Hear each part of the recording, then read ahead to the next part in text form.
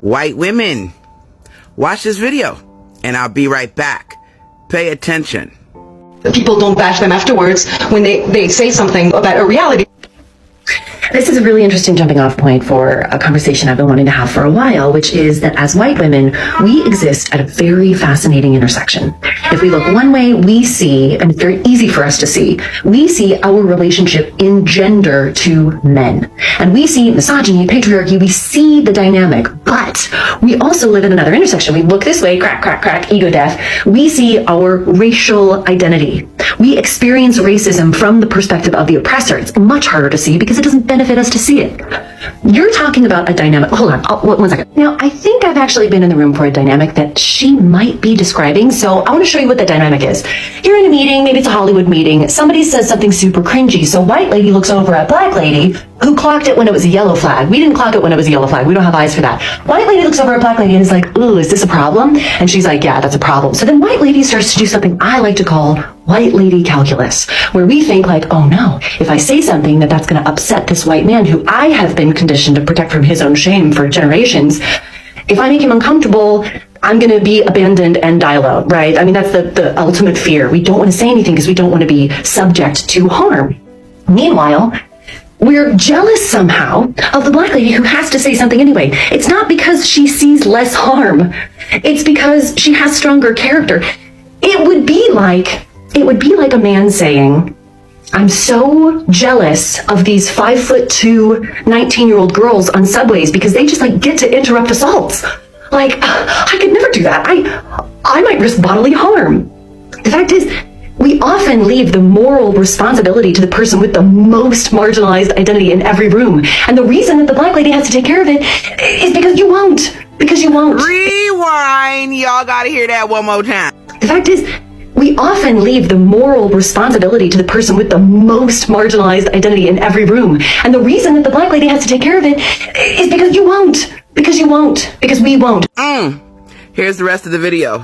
This being jealous of people who have higher moral, it's like they don't experience the concept. Baby, they do. That's all. Okay, bye. It is the proximity to power and being able to be comfortable in the little bit of power that white men give y'all that y'all will not check your white men when they are doing something that you know that's not cool. You'd rather be in this little cage that they provide you. Even though the cage is full of shit, y'all still will stay in the cage. Rather be in this cage and have the proximity of power and be comfortable what you think is comfortable than to get out of the box and check y'all men. Because y'all men are the reason why we are all oppressed. You raise our oppressors. And so what happens when there's a situation like that where both women look at each other and know that what's going on isn't cool and needs to be stopped? Black women have to check the oppressor. Even though both women know that what the oppressor was saying was wrong, black women have to step up and check them because we ain't got no choice. And white women sit back relieved that we checked them because they don't want to get out of their gold cages. But they also want us black women to check the oppressor for them, knowing full well when we do that, we put a target on our backs. But they're okay with it because they get to keep their proximity to power while black women have to deal with their men. Well, now we're at a point where there's a lot of black women that aren't going to check your men for you. They're going to sit back and watch. Because when we do it, we get called masculine and angry and why are you yelling and all this other shit. Why you get to sit back in your golden cage chilling? Hell nah. A lot of black women ain't doing that anymore. So either you get out of your cage or stay with your misogynist men.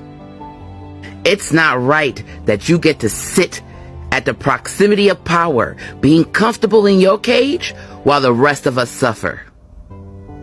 I said what I said.